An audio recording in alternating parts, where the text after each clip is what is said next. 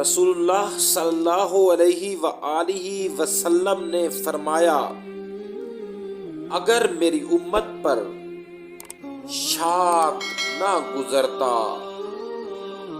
تو میں حکم دیتا کہ ہر نماز کے وضو کے وقت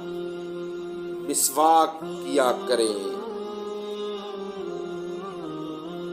حضرت عائشہ صدیقہ رضی اللہ تعالی عنہا نے نبی کریم صلی اللہ علیہ وآلہ وسلم سے روایت کی ہے کہ